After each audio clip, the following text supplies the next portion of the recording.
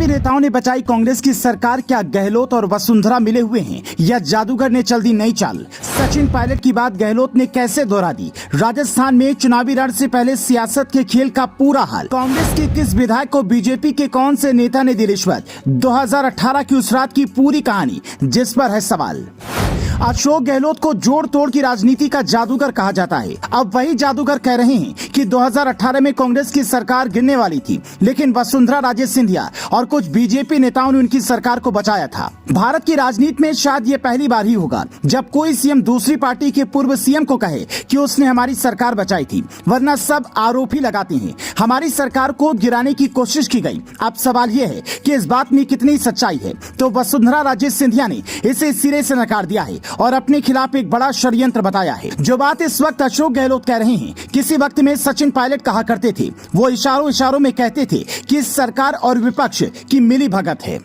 तो क्या वो मिली भगत अब साफ हो गई है या फिर अशोक गहलोत बड़ा सियासी दांव खेल रही हैं? वसुंधरा राजे सिंधिया और बीजेपी केंद्रीय नेतृत्व के रिश्ते किसी से छिपे नहीं हैं। ऐसे में चुनाव से ठीक पहले गहलोत के इस पेंच से ऊंट किस करवट बैठेगा, ये देखना बड़ा ही दिलचस्प हो गया है। वसुंधरा ने इसे चाल बताते हुए कहा, मुख्यमंत्री अशोक गहलोत 2030 में होने वाली हार से भयभीत होकर झूठ बोल रही हैं। उन्होंने गृह मंत्री अमित शाह जी पर आरोप लगाया है, जिनकी ईमानदारी और सत्यनिष्ठा सर्वविदित है। उन्होंने कहा कि रिश्वत लेना और देना दोनों अपराध हैं। यदि उनके विधायकों ने पैसा लिया है तो एफआईआर दर्ज करवाएं। सच तो यह है कि अपनी ही पार्टी में हो रही बगावत और रसातल में जाति जनाधार के कारण बौखलाहट में उन्होंने ऐसी अमर्यादित और असत्य आरोप लगाए हैं।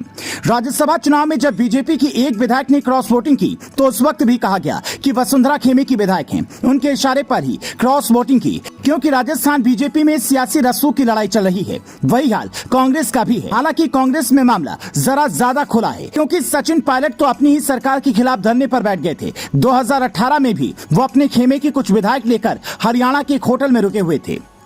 कई दिन तक चले इस घटनाक्रम में जैसे तैसे कांग्रेस की सरकार बची थी। इसी बगावत की बात अशोक गहलोत कर रहे थे। उस वक्त कांग्रेस ने किसी तरह सचिन पायलट को मनाया था। राहुल गांधी और प्रियंका गांधी ने खुद बीच में आकर मामले को सुलझाया था। उसी वक्त का जिक्र करते हुए अशोक गहलोत ने वसुंधरा राजे पर आरोप लगाया है।